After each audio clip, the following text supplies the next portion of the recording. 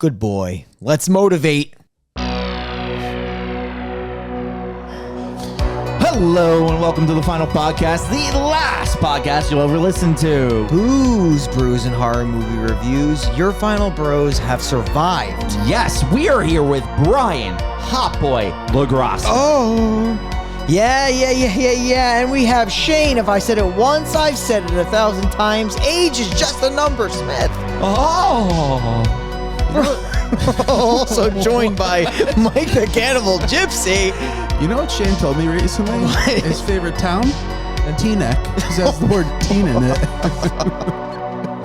Oh, this is fucking dude, that's your spicy. That's a new The Matt is here. Hey, Matt. Hi, Matt. Why does every Stephen King film have to have a bully in it? It has multiple bullies. Multiple this one. bullies. Always, Yeah. always. Yeah. This- Yeah. This movie, if we haven't said it, we're doing Christine. That We should have listened last that'd be week, great. idiots. Yeah. That's a great point. Jerk. The Stephen King bullies aren't cranked up to a dairy 12, but they're hovering at 10. What's Dairy 12?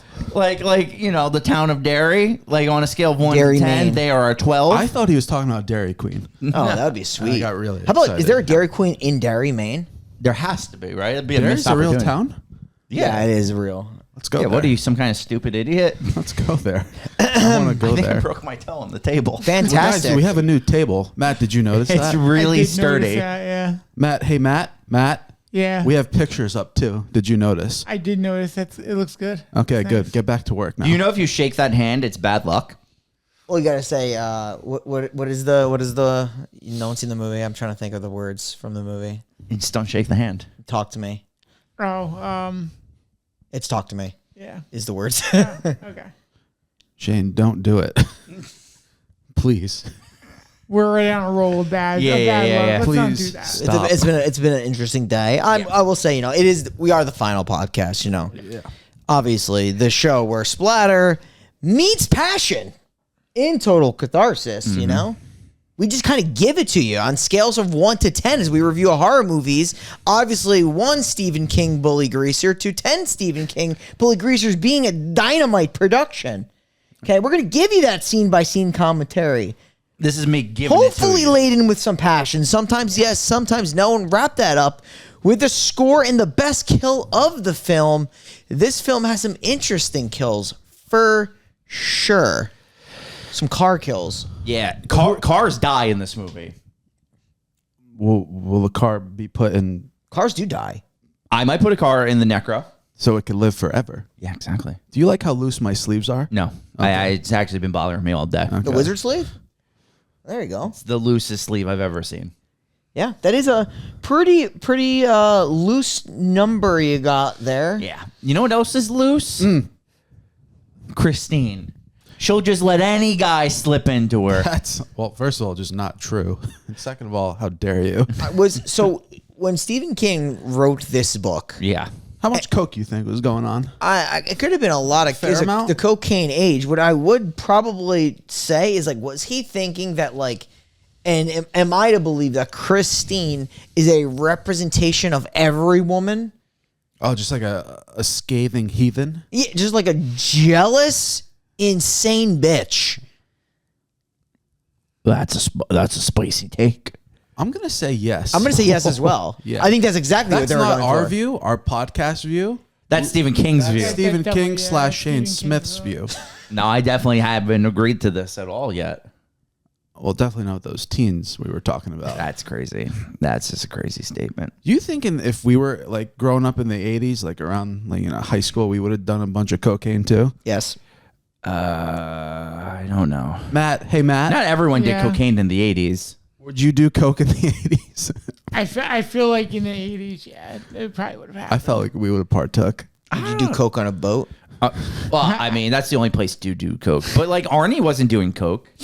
He was just huffing Christine fumes.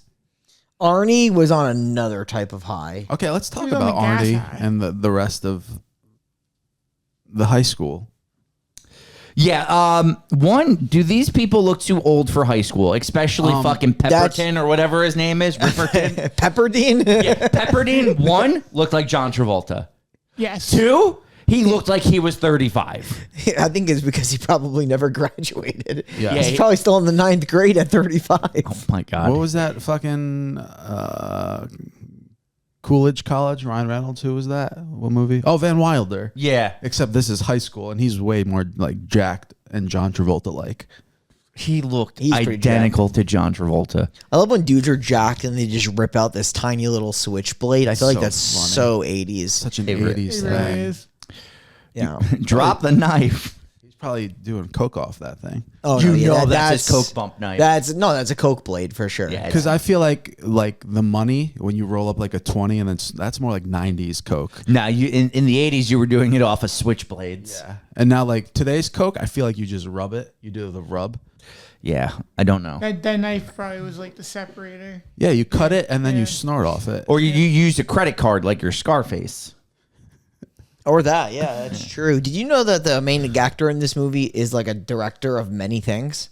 I didn't. Wait, Dennis or Arnie? Arnie. He directed like a lot of high profile TV shows, like The Fargo show for a lot of episodes, like a lot of high profile TV shows. That's awesome. He's actually I like him in this movie. Not like his character, but like Keith his Gordon? acting. Yeah. I think he's very good in the role. I thought Dennis was a good character. I actually don't think this movie had bad characters, and I think that's what made it probably the best Stephen King movie we've reviewed to date. And I obviously know who your favorite character is.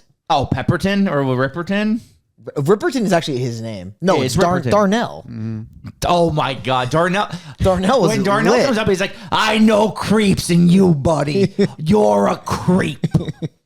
I do love how he was in that stereotypical mechanic, like all my clothes are disheveled and dirty, but I got a tie on. Yeah, he's like, I got a tie on. Also, you're going to have to work tooth and nail in order to take a single scrap from me. He did offer him, quote, a buck or two. No, but I think that was his way of being like, I like you, kid, and I'll pay you. Like, I think he was just like he has that Darnell attitude, but in deep down, he liked Arnie. But Arnie was just like, he's like, you have to think about it. He's like, the fuck you say to me? Did he have dip in the whole time? Yes. Mechanic? Yes. It was dipping hardcore. Do you remember our like sort of mechanic era when we were lining the Oh, we were fixing cars? the Little League field? No, No, that's not a mechanic. That's a field crew. no, but I'm talking about like our like tough to the bone work era. Oh, like yeah. Arnie was in. Yeah, no, we were raking and we were putting white lines on a field, and It wasn't easy. it was extraordinarily easy. And we got paid $75 like a day. It was the easiest job I ever Have did. you ever fucking seen yogurt that fucking runny? It was just very runny yogurt. It's like, I like a thick yogurt. of course, it's really runny. I also never seen a bully actually do something like this. Like, this is ridiculous. Well, that's what I'm saying. They're not the dairy bullies yet because they haven't carved like slut into a person's stomach. But They're right there. They're there. They're on the cusp. Yeah. Yeah, we're kind of like talking about a lot of the movies. So, fucking Spooky Pit. We haven't done that yet. No, we haven't. Christine was released in 1983. Women, am I right?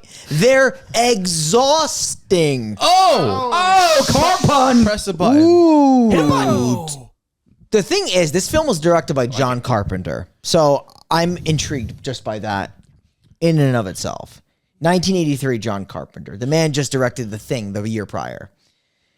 It stars Keith Gordon, John Stockwell, Alexandra Paul, Robert Prosky, Harry Dean Stan, and Christine Belford.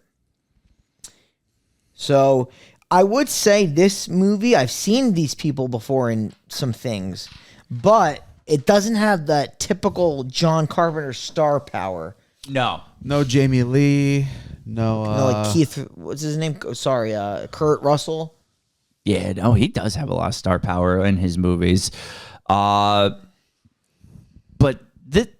with what he has, though, is what I was saying. They're good. Like, They for a are bunch of good. people I actually have never heard of before, they're really good in this movie. Yeah, no. And I think this movie is helped by the fact John Carpenter is directing it. Like, Yeah. Stephen King actually has a very competent director directing his book adaptation. I feel like he does luck out sometimes in those regards. I feel like he's always pretty much tied to like really strong directors for the most part, but he has so much work. Like, obviously not everything is going to get adapted by someone that's great, but at the end of the day, he's the one that really makes those partnerships. Right. We've talked about it because like his horror stuff gets adapted. Well, he was the worst because his adaptation of his own movie, Maximum Overdrive, was... He directed that, right? Yeah, that was rough. That was but his one and only? Yeah.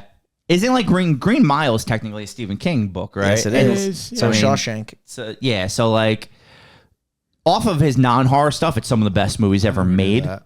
But like his horror stuff, is Christine the best? Or like the original Pet Sematary? You know? Yeah, I mean, I think it's up there though. Yeah. Honestly, I mean, The Shining is the best. That's probably yeah, so really, Stephen King's work to film is pretty great. No, like thinking on it. It is. His kid does. He's like an author too. Yeah, he did The Black Phone. And Joe Hill. yeah, he doesn't go under. He doesn't go under. He wants to be his own. Yeah, so he's Joe Hill. If you had a pseudonym, what would you name yourself? Jay Sly. Jay Sly. I fucking hated that. Let's move on. Yeah. Wait, we're done with it. We're done with this exercise. We're done. Trust me, we're done. We're talking about the movie now. Yeah. It's Christine. Christine, you guys don't have like a cool pseudonym name? I was gonna continue that bit and go around the room and have everybody do it, but you ruined it. Why? You don't like Jay Sly? Bri, what happens in the opening scene of Christine? Glad to move on from this piece right here. So the opening scene of Christine shows, I believe, a factory in like fucking Detroit, and they're making cars. Are they selling cars? I think they're manufacturing cars. Thing is, you do see a guy go under the hood of what we're presuming to be Christine. It's a red Plymouth Fury, if I'm not mistaken, 1958. Slides his hand under on the hood when the hood's up, and it slams and basically crushes his hand. Yeah. Bleeding like everywhere. And then it kills another guy from carbon monoxide poisoning on the inside. Yeah. So let's get down to the nitty gritty. Why was Christine possessed? Or is Christine, like you said, just the manifestation of all women into a car? They don't go into any backstory of why it's possessed whatsoever. It's just a possessed car. It is a possessed, vengeful car. It is vengeful. It literally taunts your death with song. Yeah. It's actually It's one of my favorite parts of the movie, actually. Yep. Ow. Yeah, his table is dangerous. Again, I would say Stephen King, his adaptations tend to have pretty good soundtracks. And it's another one. And this is no exception. Also, did it upset you as much as upset Mike that they are not allowed to pull all the way up the driveway? That's a fair... Why is he parking at the end of the Because driveway? the mom doesn't want him to pull up. That's why Arnie couldn't keep the car up in the driveway. I have a lot of feedback on these parents. They're the worst? Yeah, because like they're the worst. They're the worst. Like honestly, like what do they think their kid is not going to naturally rebel? Right. If they're that fucking tight. Oh, we could have an actual serious, deep conversation about hard-nosed parents like this. And like when their kids grow up, do they naturally just rebel because of that? Well, yeah, because they finally... The issue is if you don't let them do anything, when they're finally able to do everything, they're going to do more. They're going to buy a $300 rust bucket Plymouth Fury. That just fucking spews carbon monoxide. From a fucking hermit. Typical woman spewing carbon. That's crazy. That actually stings. Is that how it feels when I slap your knee? Yeah. That's not fun. You make that shit red. That's not fun at all. I'm going to stop doing that. Yeah. So basically, Arnie, he has these super strict parents. So he wants to do his own thing, and he buys this $300 junk heap car. We should explain that he is like very painfully socially awkward. Yes. Like pre-Christine. Yes. Christine makes a man out of him. Yes. Loses the glasses and slicks his hair back. Which is women bring out the best in men, but sometimes it goes a little too far. I mean, it's that whole thing. She gives him confidence. Yes. Like, she gives him the confidence to be a complete and total douchebag. Yeah. Right. It's true. But you know what's funny? Like, I do, and I hate to jump ahead, but it is interesting when he gets, like, bites back at his family for being assholes. Yeah. I do enjoy that because it's like, you kind of had this coming. Yes. Well, the dad is a fucking jellyfish. He just doesn't do anything. The mom runs the whole show. Yeah. And like she just like she doesn't let him do anything. Doesn't he choke his dad at one point? Yeah, it's toward the last time you see his parents. What would you expect? He's in the ocean all the time, stinging people on occasion. Yeah, he's a jellyfish. What the fuck kind of comp was that, dude? He has no spine. Oh, he's spineless. Spineless. Yo, good work. That was a real bounce back from what you said before. Thank you. And I'm proud of you. Thank you. I hope you know appreciate that. But yeah, that's what I meant. Because like the mom is clearly the one who runs that house. Because she's the one who says anything. Because in the first scenes when she's saying like you can't have this car, I was like, oh, the dad's gonna say something. Oh, the son, he should have a car. He sits at that fucking table and doesn't say a word. Yeah. Yeah, you're right. He's a spineless coward. Yeah, He's honestly a And jellyfish, dude. there you go. See, Oh, I'm gets it. gonna start calling people that from now on. Jellyfish. You're a jellyfish. Yeah, good.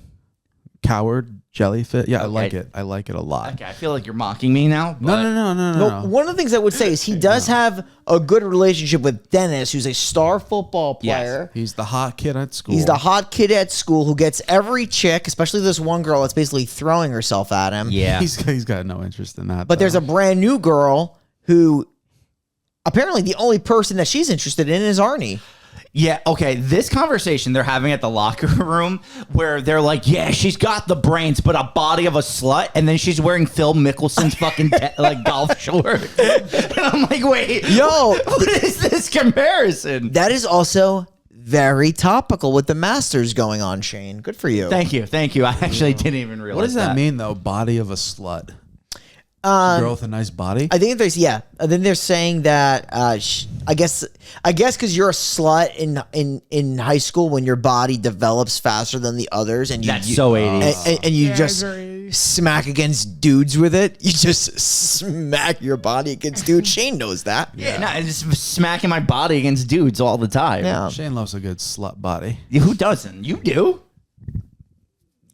I was gonna say something crazy. too. I'm not going to anymore. I was gonna say that you liked peak slut body. Yeah, I was gonna go around that area Brian went, except way crazier. Yeah, you guys are actually sick. You guys need to. I think I'm going to go on a record. You might have to be put down. We might have to do it. We might have to put you down. So yeah, Arnie's your stereotypical like nerd.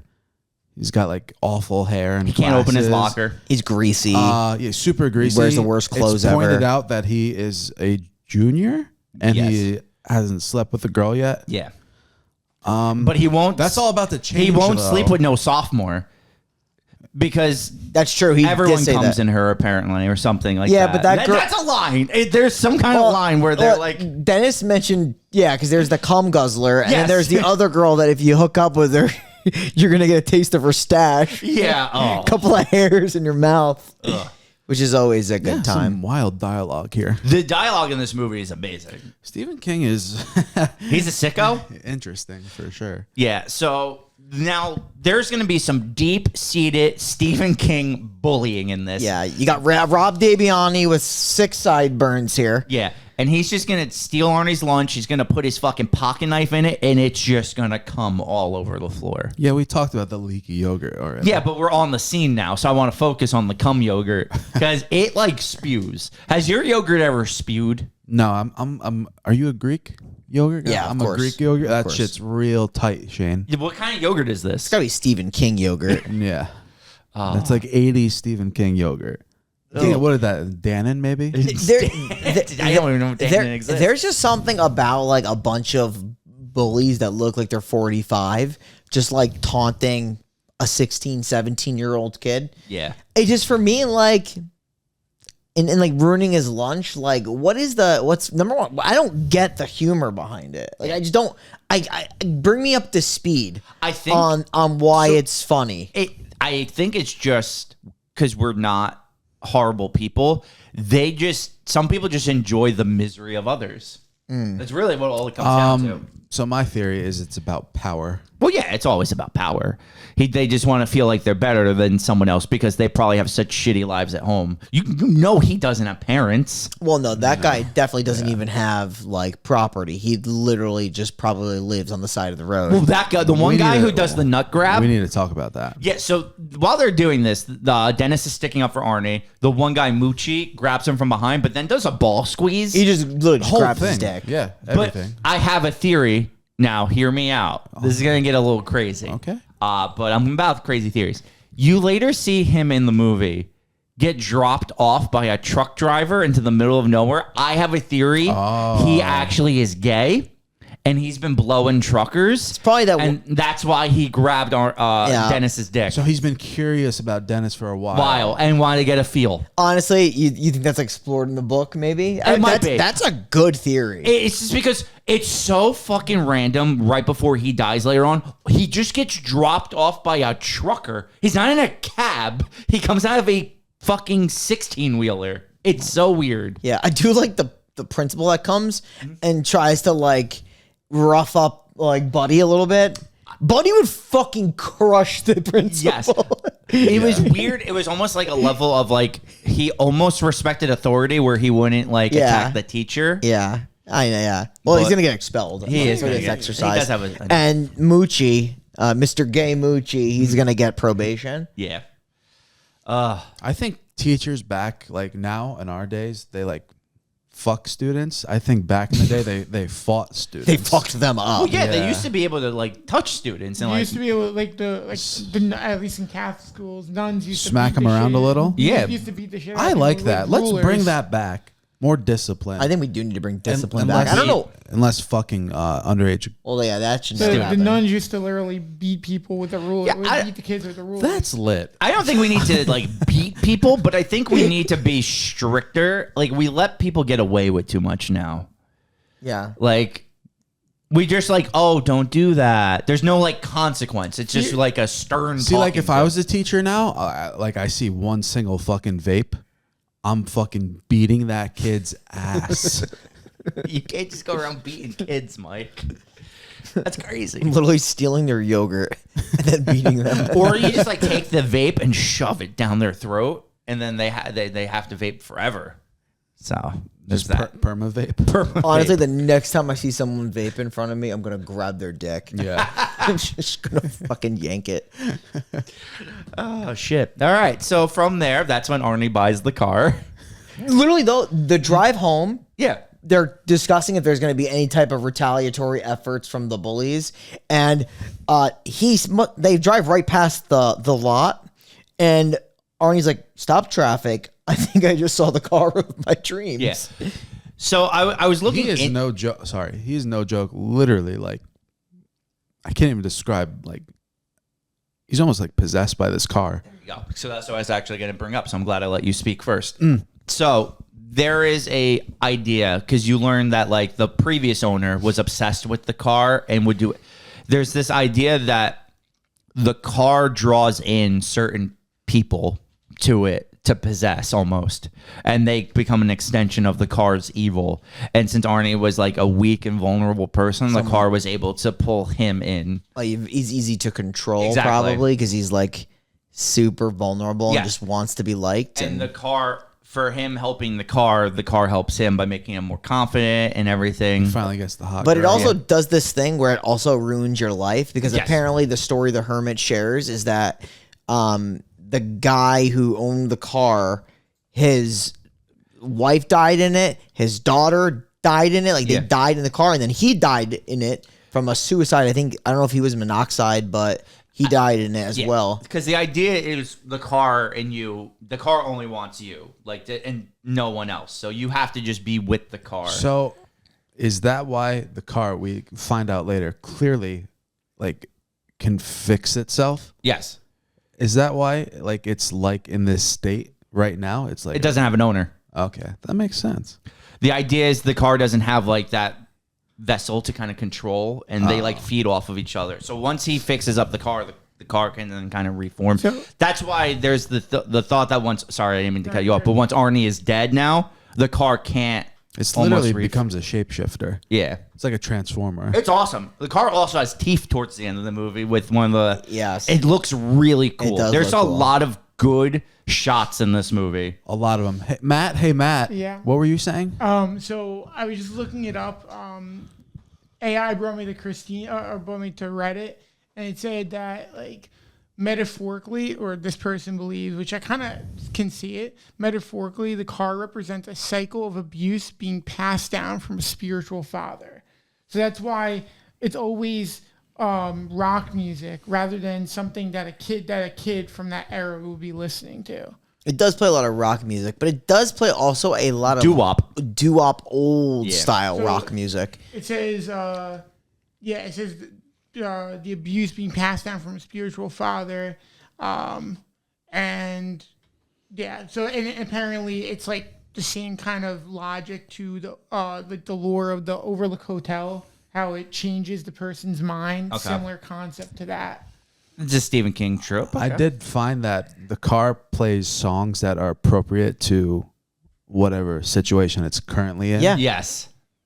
But they're all 50s music for the most part. Right. So, Which way, again goes to that theory why they wouldn't be playing like 80s music or something like that. But also I would also say it's relevant to the time period the car was made, Yes, which was 'cause 58. which is Very why true. it's a 1958 Plymouth Fury. Fury. Yes, just so we know the exact car. Bright red. Actually, when it's fixed up, gorgeous car. Did you guys have a dream car when you were young? No, I don't care for cars.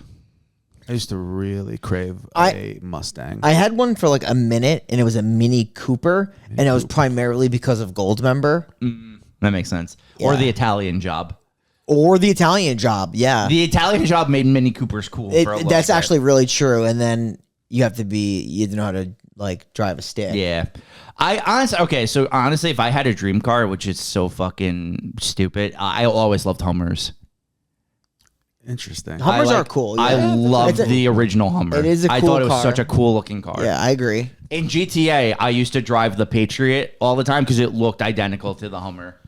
I just wanted a red Stang with white stripes across it. Oh, that sounds kind of badass. Almost kind of like a Christine, not It's Corvette, but like that yeah, color red. yeah. Like All right, so like you get this lore from the Hermit. I'm calling this guy the Hermit. LeBay or something like that. Is yeah, his name? LaBouche, LeBay.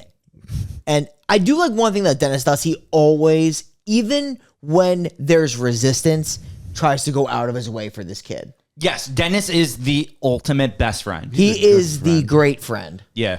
Because he has no reason to be as nice as he is. I guess other than being a really nice dude. Yeah. And he is that. He's like just a really nice dude. But he's hooked. He's infatuated on the car. Like he's wants to clean it up. His parents are telling him, how dare you buy a car without consulting us first and spending, $250 on it, Yeah. Which was going to get him to college. which was going to get him to college. You think back then that could buy like a semester or two? Honestly, I actually don't know the increase in college. Like, I don't know how much. Matt, actually, I'm curious. Look up how much like a good university was in 1982 to go to for a semester.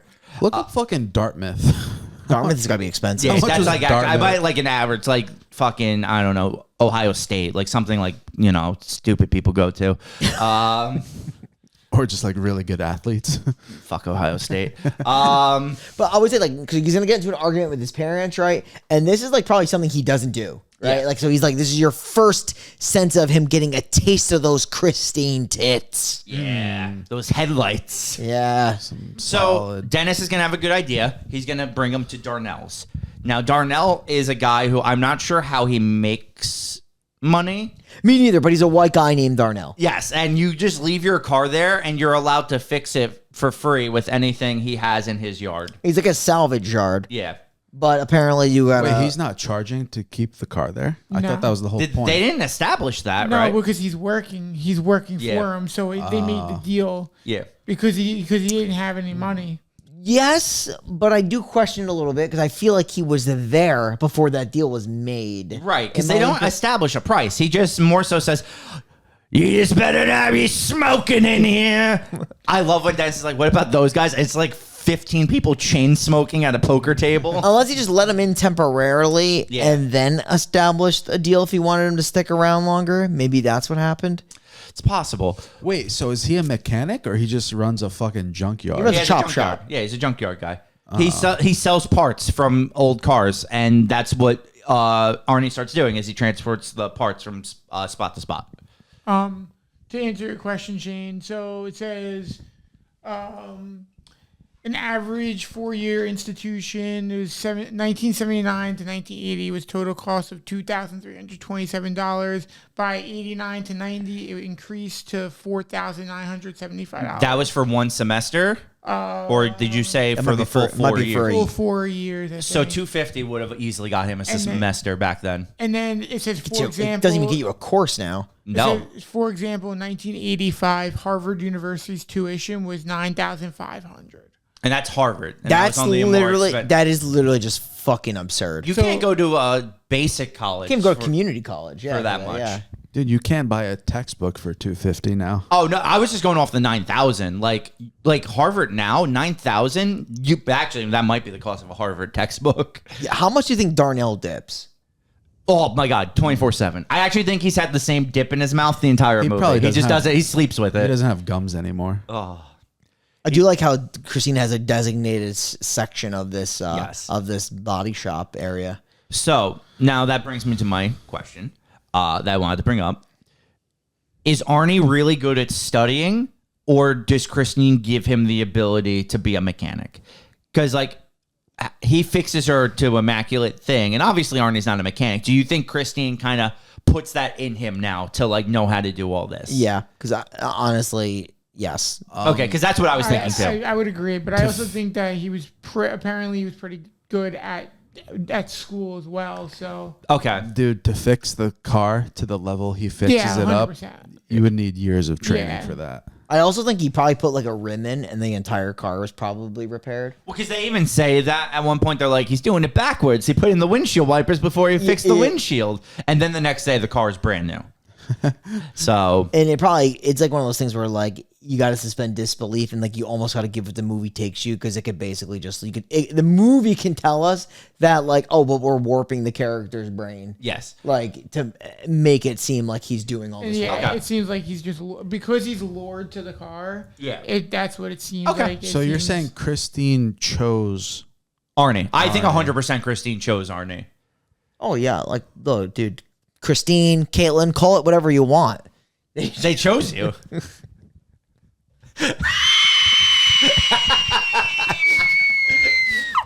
Tell you what, they'll choke you out. Yo. You least expect it. I mean, especially if she knew what happened about 35 minutes ago. Nothing happened. I just, We love our animals. We love them. Oh my god. I might shake its hand. We have a prop. I'm going to shake its hand at some point. Make a deal with the devil, probably. Yeah, pretty much. But you know who's not making deals with the devil? Dennis, because Arnie's going to steal his girl. Arnie is definitely going to steal apparently the entire school's girl. Yes. So that body of a slut lay. She's gonna be approached by Dennis. He's gonna be like, "Hey, can I take you out after the game on Friday?" And she's like, "I can't. I already have a date." Cut to a football game. Dennis is the star receiver. He's some of the best. I haven't seen a white receiver like this since Jordy Nelson. Whoa, And nice. I was going to say Joe Juravicious. That's another good one. How about Wes Welker? Danny Dan Amendola, Amendola. Julian Edelman, Throw out Wayne Corbett. a good 80s white receiver, though. Wayne Corbett. Is he in 80s? No, he played in the 90s. There right? is an 80s white receiver is a good one. There's definitely one on the Colts, but I don't know if he was 80s. It might have been before that. What was Lynn? What was Lynn Swan's? Was he was- black man? Yeah, he was. He was. He was 80s though. Yeah, he was 80s. Actually, was there? There had to be an 80s white receiver. We're just like forgetting, like an obvious one. There's a lot of quarterbacks. I feel There like. is. I mean, there's probably honestly a lot of white receivers My, in the 80s. Matt, I look just up can't- 80s white guys. It doesn't help that we weren't born in the 80s, so it's like already I don't. on it. I knew 'Cause, that like, question was gonna Like come. you got to think, like since we were born in the 90s, Brian easily could pull up Joe Juravicious. If a kid was born 2009, they ain't bringing up Joe Juravicious. No one even knows who that is. No, that was a fucking name. If you're gonna name like a white safety, I don't even know if anybody would know Jason Sehorn. He was the last white cornerback since what's his name? The Jeremy kid Shockey. from the Eagles now. What's it? Cooper DeJean. Yeah. So we got Steve Largent. Yeah, Steve Largent. Okay. Was he on the? Where was he I on? actually know who that is. Was he on the Seahawks, Bills, Jets? Steelers? Panthers, I'm literally just naming teams. The until you give me an Buccaneers. answer. He's such a buck. Raiders, Oh, we are just in suspense here. Patriots. Eagles, Hawks. Cardinals. You say Hawks? Yeah, like the Atlanta Hawks. Oh, the basketball team. Sure. He was on the Seahawks. Oh, Yes! that was my 14 first. seasons with the Seahawks. Nailed it. Because I said the Hawks. I didn't mean Atlanta. Okay. So we brought all this up because Dennis is going to almost get paralyzed from the neck down. Yeah, he was like 1 centimeter away from waist down paralyzation. So they have this thing. They're going to run a post fade. He's going to go into the end zone. He sees Arnie and his girl smooching. Oh, So they were he- not smoking; they were making out. Yeah. So he's going to keep running. And then he's not going to realize the defender close in on him. And the defender's going to do this cool thing where he tackles him from the waist down, flips him, and he lands on his neck and spine. Sure, super cool. Yeah. What was also super cool was them making out on the sideline, him not expecting it. And when you watch that make out, you have to realize that afterwards, Arnie must have really had some neck issues at night. Why Arnie? Oh, because that girl's like 4 feet taller than him. That is true. I didn't even think of that. She is much. Oh, he's a short guy. He's a nerd. Not anymore though. So what they do, going back to how like the cartoons worms him, the first thing I noticed was his hair start to be greased back. Yes, And then- his persona definitely changes. Also, I just want to bring up before we move away from the football scene, Ripperton's at the game and cheering. He's collapsed when he gets carted off the field. Yes. It's so sick. I've never had that level of hate for someone where I clapped at their paralysis. Yeah. But God. He's committed, man. he really is. So Dennis is in the hospital for honestly a majority of this movie now. And it's all about Arnie and his new jacket that is A, from Michael Jackson's wardrobe. Correct. And B, completely matching the color Christine is. That is correct. And also from, is it the Thriller video? It's Yeah, from it's the Thriller video. Yeah. You know what we didn't get in this movie? I realized we didn't get a religious zealot, Which was, I think... but we did get the really strict parents. Right, but they didn't do anything based on religion. So I think that was a good breath of fresh air, unless John Carpenter cut that out. It's just like a thing you come to know and expect from. That's what I'm saying. Like, I wonder if that was in the book, Christine, and Carpenter's like, yeah, I ain't doing this shit. Yeah, but like, he does got his things. The crazy parenting Is another thing. was there. Like, it wasn't like a physical abuse like you see from like It. Yeah. Which like the father of Bev is like extremely abusive. I worry, Bev. I worry a lot. Yo. it's like cranked to 14 million. Yeah. But they're just like super protective Yeah. and strict. To answer your question, there is no religious zealot in Stephen King. Okay, good. He actually did a book without one. That's like According actually to crazy. AI, Who's which the now real- is like my go-to. Yeah, it's just, we always trust Who's it. the religious zealot in It? There is someone, right? Yeah, it's Eddie Kaparsky's parents. Yes, The- she's super religious, Oh, you're his right, mom, you're and right. that's why he can't do the anything. Jewish family. Yeah, right.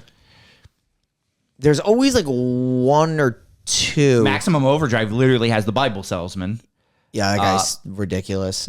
Pet Cemetery is just a kind of religious move in terms of like leaving the dead buried in itself, that like sometimes the dead has to stay dead, which is its whole own take on like you Yeah. know, burials and stuff like that. There's, and I'm sure his more serious movies, I guess, like Green Mile. Does Green Mile have any? Not I don't really. think so. Yeah. I also think that like some of the more serious movies, I think like the directors just had way more artistic liberty than some of these horror ones. Probably. But I mean, like The Shining. Like I from what at least I've read, Kubrick changed a lot. Yes.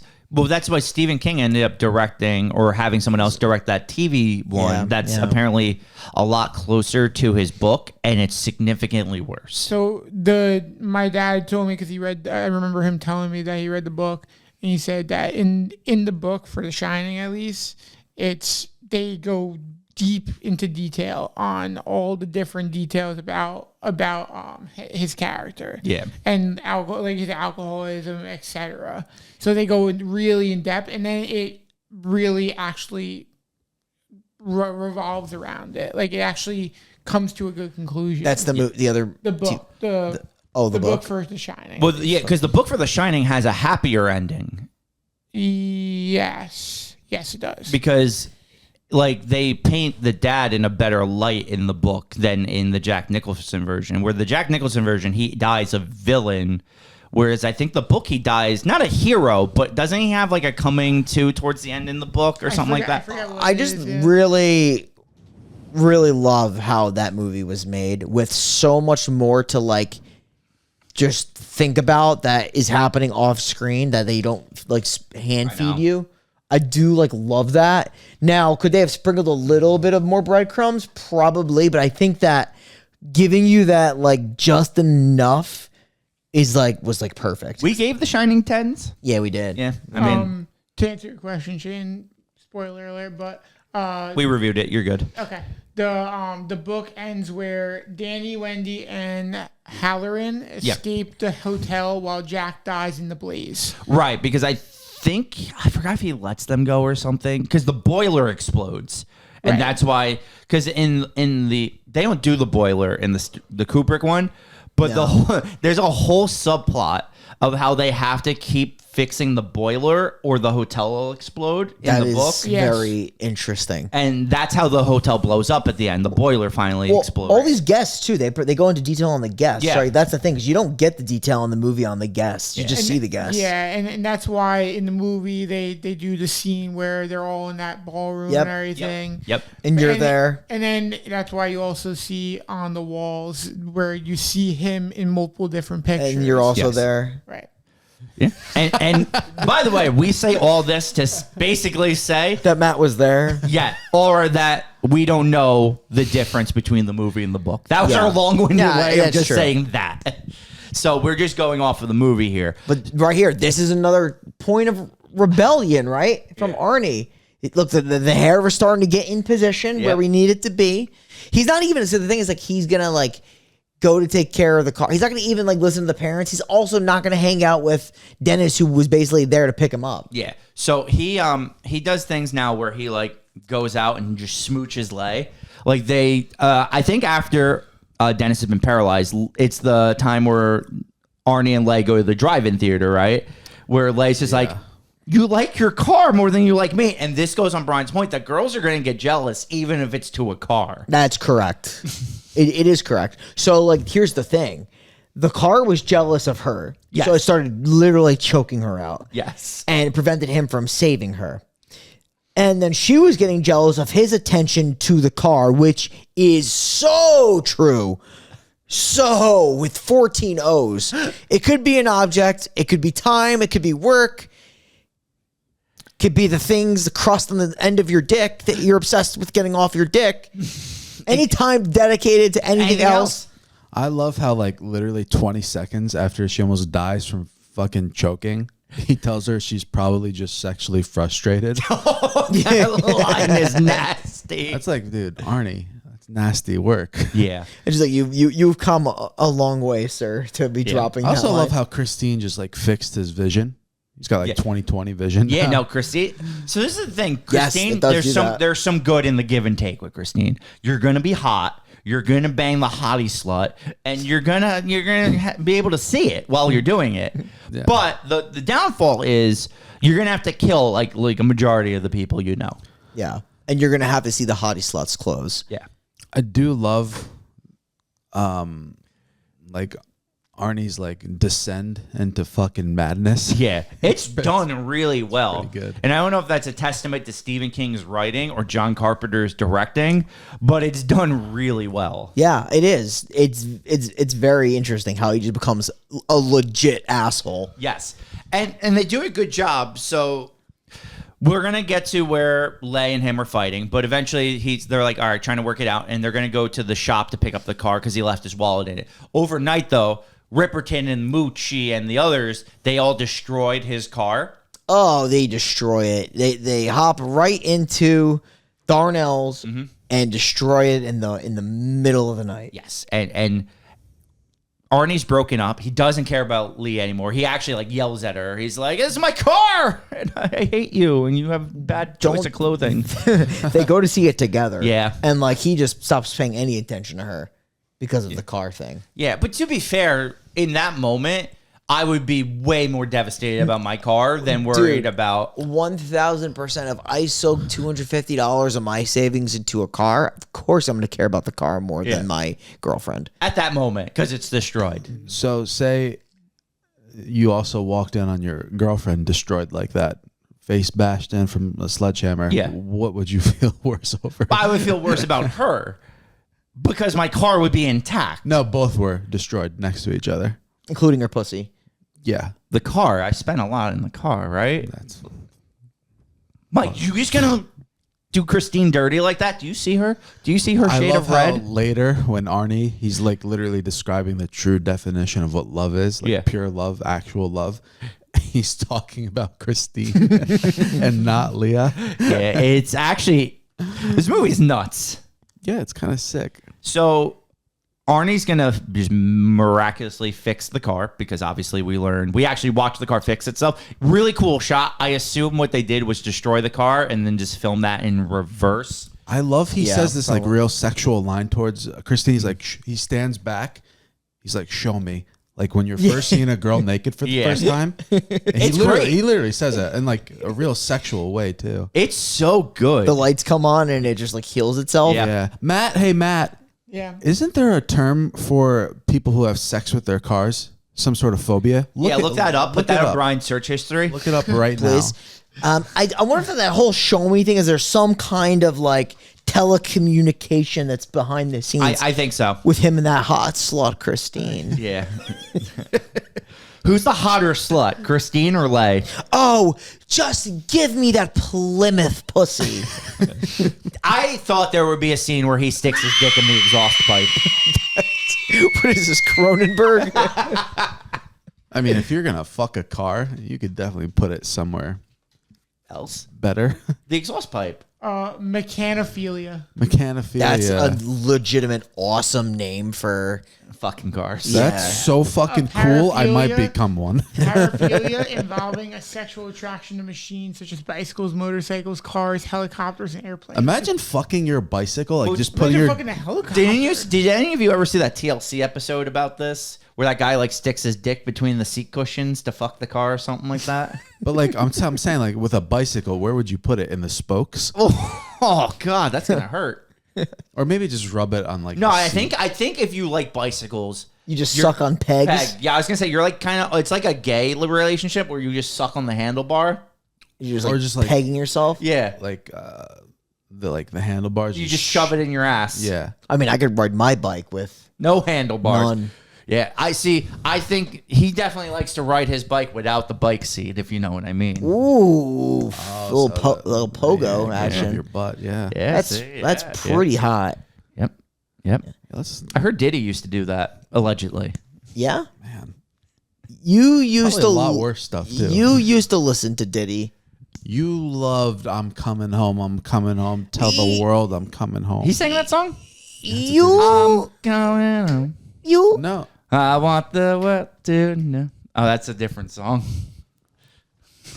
The more I watch that hit, it is kind of brutal. The football hit. Yeah, Yeah. he should actually be paralyzed. It's a pretty rough shot. so I thought it was all neck and like shit, but he actually broke his leg during this too. He broke his leg and almost got paralyzed. Yes. It's nasty. It was pretty gnarly. So let's get into the meat and potatoes. Car's been fixed. well, now it's vengeance and time. now Mooch is blowing truck drivers. Yeah, it's Mooch is vengeance gonna get time. let go into an alleyway, and Christine is on the chase. And now, did you think Arnie was driving Christine during this? No.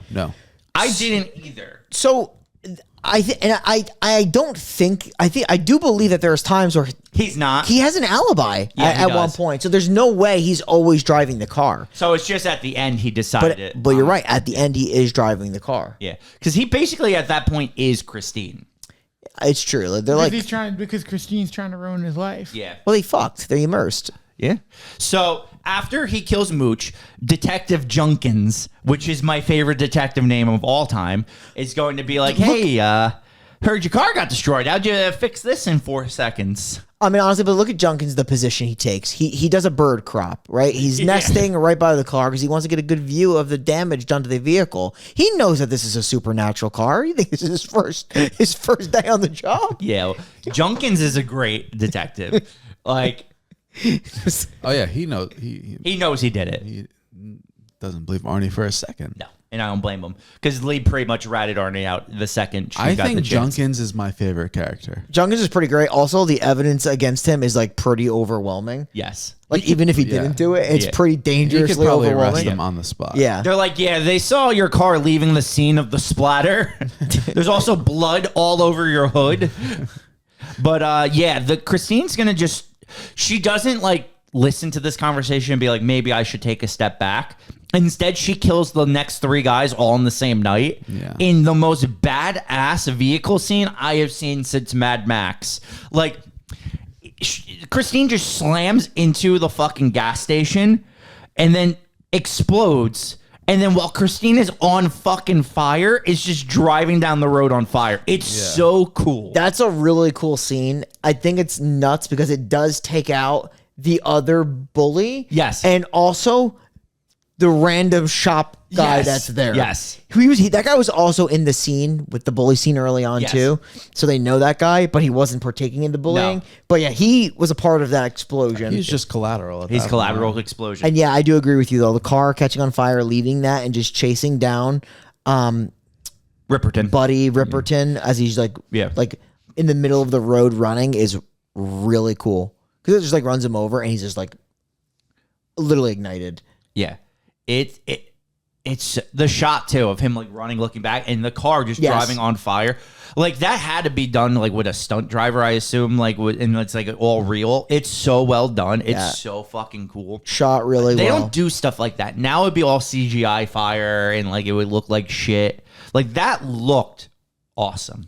It's one of the things that's lost from like these old movies. Well, and because of that stuff, I kind of like am slowly losing it for big studio movies. Slowly, I'm losing interest in that stuff. Yeah, because it looks so fake. I didn't even see the last couple of Avengers. You're not missing anything. I'm good. Not. All right. Now, Shane, you had an interesting fact the other day that a lot of this movie's budget. Yes. Fun was- fact. I think it was 15% of the entire budget of this movie was for cars. Yeah, that's correct. I just saw that too. Yeah. Interesting. Because you got to think, a lot of times they would destroy Christine and they would need a new Christine. They had to buy like 10 1958 Plymouth Furies. I mean, yeah, well, that makes sense to do the script totally. What I was going to say is one of the things I noticed about this movie is the relationship between Arnie and Lee. It happened so fast, and you don't even see it happen. yeah, so it you is don't even rapid. know how it even like gets to that point. But she kind of always mentions that like he's not the Arnie I met. But did she ever meet the Arnie? No, she met the first stage of cockiness. I think the issue is he transcends so much from even when his first cocky stage started to like the end. He is a completely big different deviation. Sometimes, I mean, going deep into relationships, you need some confidence to like ask a girl out. You can't just be the original Arnie. It's never going to work out. So you're saying you can't be a greasy loser yes. You cannot be a grease and get a girl with the body of a slut? Yes. Okay. Yeah. Unless they're just wears like golf shorts. Unless their kink is greasy losers, and then you just lucked into something. Otherwise, no. You gotta have some confidence, even if it's fake. You gotta have some. Look at all the coke on that car. Look at all that coke dripping. Well, off. the thing is, once that coke car gets into the shop, Darnell's gonna do a little investigation, and Darnell's death is him getting fucking crushed between the seat and the steering That's wheel. a brutal one because that was literally Christine not happy that he was in the car doing the investigation, getting in the way, and literally just moves the seat up, crushing him. Yeah. So what is the death there? Is it Crushed sternum. I guess it would like crush his does it pierce your lungs. My guess is Yeah. his ribs would crack and the rib shards would puncture his lungs and he would. what is that called? Is that suffocation? Is that asphyxiation? Like what is the medical term of death in that case? I actually don't know. I don't think it's suffocation. It's not because asphyxiation. yeah, because I think suffocation is like the act of. I think it'd be that because you technically would choke on your own blood. Maybe you drown. Yes, it would be because what happens is when your lungs get punctured, the blood goes into your throat, and you technically drown on your own blood. Yeah, this is another thing I want to call. I know they're in Michigan, but this guy literally, look at this scene. He just literally goes over to the desk and just takes out a rifle. It's like, oh, let me just grab this rifle that's just hanging out on the side of the store. The thing is, especially back then, this everyone it's a store. The store owner, you're allowed to have, you're allowed to protect your property, kind of deal. I totally get that. I'm just saying it's so readily available and not in any type of safe or anything. Oh yeah, He probably just walked into Walmart and bought that. Bought it. He probably spit it out. He was probably chewing on it. He might have been born with it. Jesus. So Junkins is gonna obviously ask questions about this. Love Joe. But Arnie has receipts that he was doing deliveries that night, so he couldn't have killed any of these people. This is the alibi. He was in another vehicle with a list of a receipt of items he purchased. So at this point, after that, Dennis has been released from the hospital. Lee's going to call him and be like, we need to stop Christine. Like, this is going on too far. They have this plan where they're going to go to the shop, right, and have Arnie meet them there or something because they want to destroy. I forgot exactly what the plan is, actually. Does anyone remember what their actual plan I don't think they want to do anything with Arnie. I think they wanted to destroy the car. They want Christine to meet there, right? I think they realized that Arnie wasn't in the car when when all of it happened, so they were trying to lure Christine to the shop without Arnie, and then she would go into the office and try to close the door on Christine. That's it. Okay. And then he would take the bulldozer or whatever it is and destroy it the way that he did, lifting it up and smashing it down. You think these two catch feelings? I was thinking the same thing, and I think the answer to that question is a big resounding yes. If this movie was to continue, they'd be hooking up. Yeah. I mean, do you feel bad for Arnie in any way? Yes, because Arnie was like kind of a dick and a weak loser at one point, and a greasy, smelly. Weak but like loser. I almost feel like he didn't have a choice. I almost feel like the car controlled him. No, it did. It probably was because of just how weak he was and how big of a loser and how greasy he was and how in desperate need of a shower. So goddamn poor too. Yeah, so poor. I think his house was pretty nice. And he really could have benefited from at least one talk back to his parents. Yeah. But he dare not do that. No, he's just choking out his dad now. And it was a pretty sick choke scene. It was a sick choke scene because he told his mom to go fuck herself, and his dad's like, "I've had one too many disrespectful comments from you, bucko." He also called both of them motherfuckers in the same scene. Oh, we haven't talked about what he calls like his ops, his enemies. He calls them shitters. Yeah, that's the thing. Like how sick is that? I kind of like that because term. he kind of like lumps Dennis in at the end of the day as like a shitter, like all the bullies are. Yeah. Like he gives like a little sort of warning to Dennis. He's like, don't be a shitter. He's like, don't. As long as you stick by me, you won't be a shitter. He's like, you're jealous of me. He's like, you're jealous of me. You're jealous of Christine. You're a shitter now. I wonder if he knew that he was. They didn't bring it up, but I wonder if he knew that he was devising plans with his girl. Not that, because at this point he fucking didn't care about Lee anymore. No, he didn't. So like he made that very clear. But I think he would be more so worried that they were devising plans against Christine, his real girl. He got the old rust bucket. He's like, she's real sensitive. You better not make fun of my car. It's so, like he couldn't say that any more seriously. Yeah. He calls him a good boy. Let's motivate. I calls him a good boy. Who says let's motivate? What a line. Imagine if I just started calling you good boy. Good boy. Please don't. There's a movie called Good Boy. It's a horror movie with a killer dog. Okay. I would watch that. Yeah, Matt, you want to look up Good Boy? I'm not even kidding it. I think it's like relatively new. I'm always down for a good killer dog movie. So they're gonna get to the shop, right? That's they're at the shop. Yeah. And their plan is to crush Christine, but Christine is just going to Christine just drives into cars. She drives into walls, and that's when her front like fender gets mangled, and it makes it look like it's two teeth coming out, so it's almost like she's a fucking vampire car. Yeah, it actually looks pretty cool. It looks like It's a badass scene. like it's a monster. Yeah.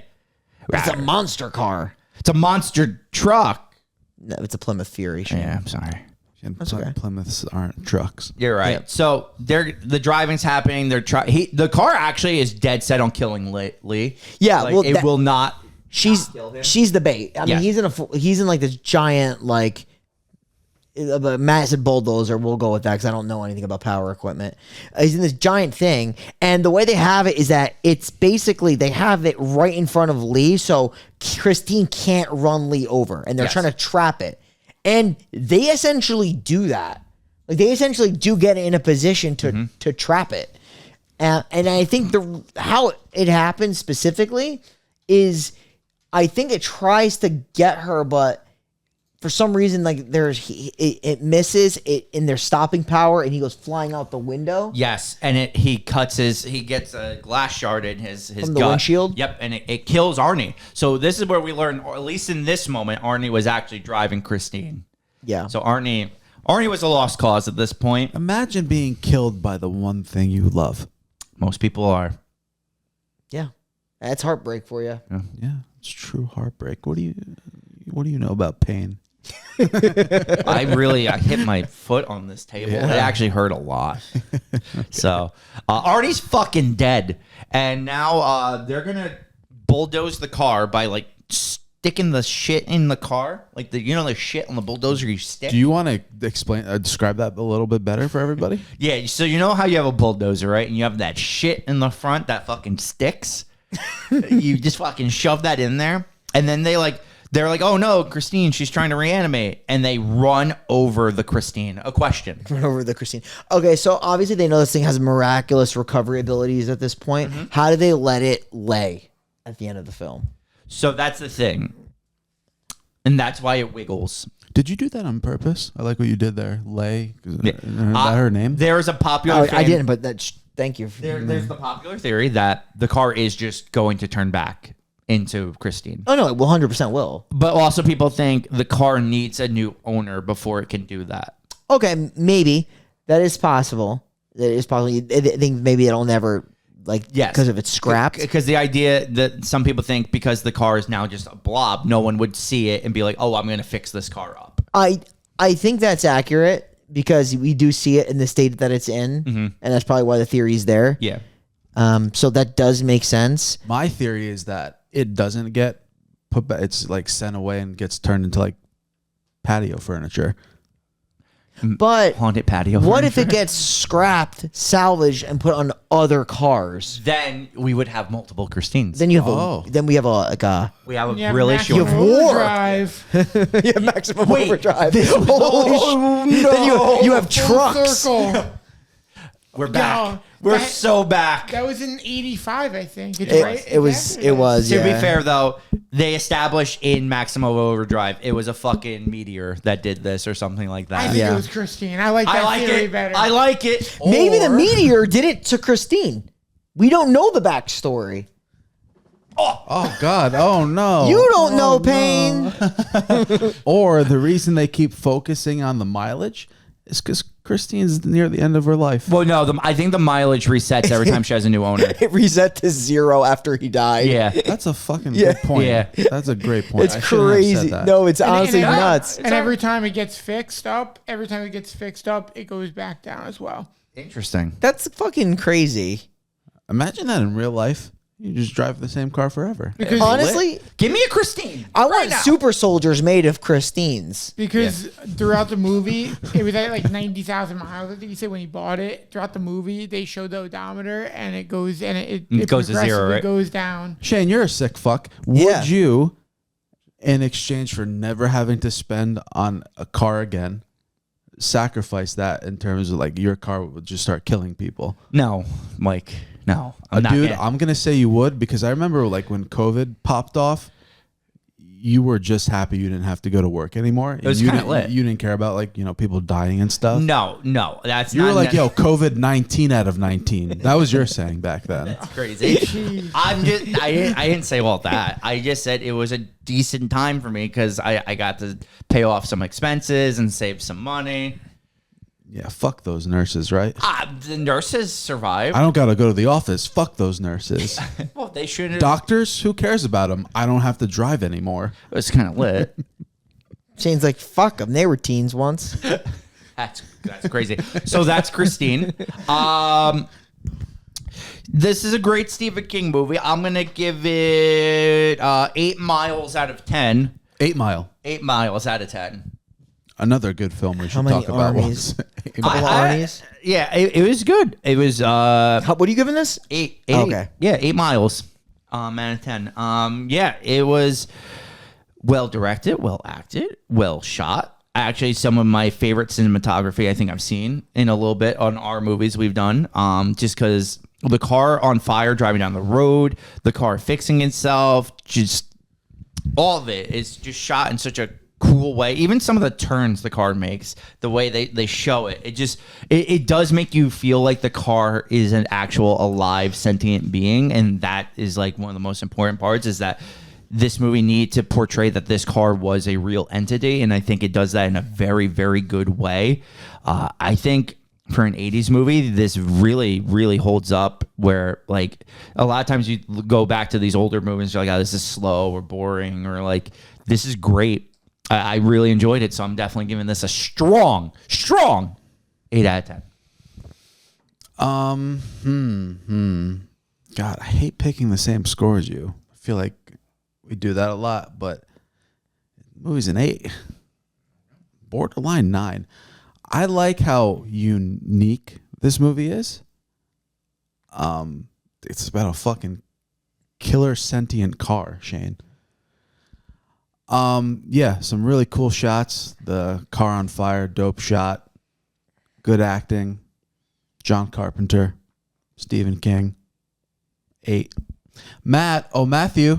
Yes. Slap a number on this movie for me real quick. Wait, you're skipping Brian? Oh, I thought Brian always went last. Matt. Well, I go and then. Yeah, normally then we decide or not if we want Matt to speak. I'm sorry, Matt. You were not gonna go right now. We'll decide after Brian talks about it. It's honestly fine. Oh, I have it as a 7 in my notebook. I gave it a 7, but I was so close to an 8 because it's so good. Pros, I just think the movie's a lot of fun. It's very entertaining. It's got good kills. Great. The acting is pretty solid. Only cons of the movie, I do think towards the end, Arnie's got some pretty insane outbursts. Yeah. Like especially in the one scene where he's driving the car with Dennis in it towards the ending scene. That scene is just kind of ridiculous, but I mean, I understand it and I like it and I enjoyed the film and it was very entertaining, and this was my first time watch and I definitely will be watching again. For sure. What do you think, Matt or no? We gonna go to Matt? I'm gonna say we go to him because this is a Matt's choice. This This is a Matthew. Yes. Slap a number on this, please. I'm gonna go with 8. Gay. I think cinematography good. I think the way that they blew up the car, or when they fixed the car randomly, I thought that was a very good shot. And the acting was good. I think overall the story is pretty good to it. Some of the kills were actually they were shot very well as well. So I do think it was 8. The kills were pretty good. Thank God they never remade it. I'm probably gonna jinx it now. I believe they should remake it today. Like I think they should just leave it the way it was. I agree. And also the fact that they never made like a second one is fantastic. Yeah. Think about how much like fucking effects they could put on a Christine in 2025. It'd be terrible. The fire would be fake. It'd be awesome.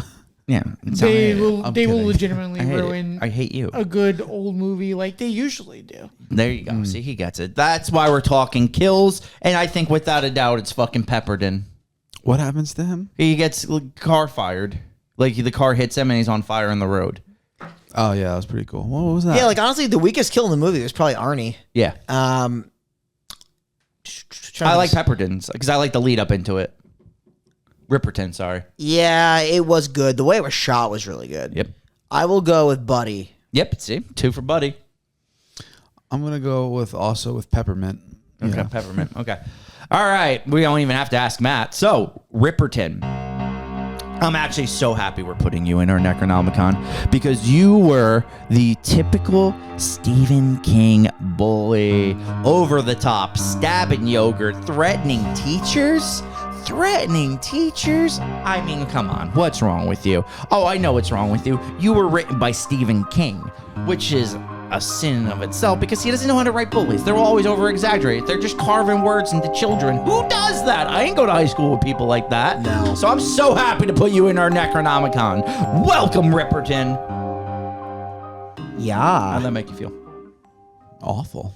Oh, okay. Yeah. Well, That was Christine. that was Christine. That was Christine, guys. And if you thought this movie was good, just wait until next week. Just you wait. Tarot. Oh, Jesus. Woo! Okay.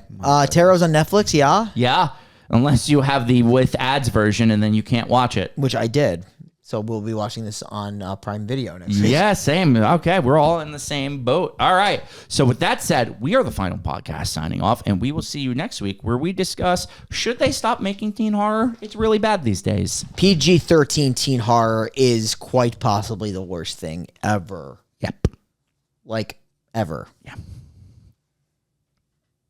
So, There it is. maybe you do your job. I was waiting for Just that kidding. button. Just Now we're in it. I thought you were gonna say more.